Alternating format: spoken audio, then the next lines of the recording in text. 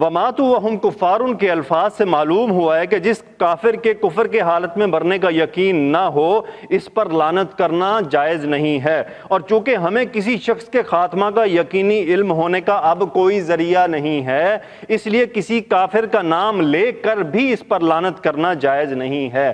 البتہ عام کافروں اور ظالموں پر بغیر تعین کے لعنت کرنا درست ہے۔ کس کے جی؟ بغیر تعین کے، بغیر نام لے کے ظالموں پہ لعنت ہو، کافروں پہ لعنت ہو، جھوٹوں پہ لعنت ہو، تعین نہیں کرنا، کسی کا نام نہیں لینا، ٹھیک ہے جی، کسی کا نام لیے بغیر۔ اچھا یہ کس کے لیے قاعدہ ہے؟ کافروں کے لیے۔ دیکھیں یہاں مولانا صاحب فرما رہے ہیں کہ جب کافروں کے لیے اتنا سخت قاعدہ ہے کہ آپ نے ان کا نام لے کے بھی لعنت نہیں دینی ان کو، تو پھر مسلمان کے لیے کتنا سخت ہوگا۔ آگے وہ لکھتے ہیں جب لعنت کا معاملہ اتنا شدید ہے تو کسی مسلمان پر خواہ وہ کتنا ہی فاسق اور فاجر کیوں نہ ہو، فاجر کیا ہوتا ہے؟ بغاوت پہ اترا ہوا، کتنا ہی فاسق و فاجر کیوں نہ ہو، لعنت کیسے جائز ہو سکتی ہے؟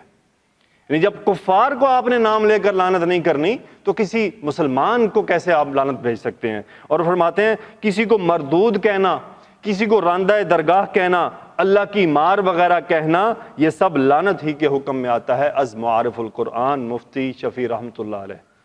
ٹھیک ہے جی، اب آپ خود اندازہ کر لیں انہوں نے کتنے واضح الفاظ میں ہمیں یہ بات کی تاکید کی ہے۔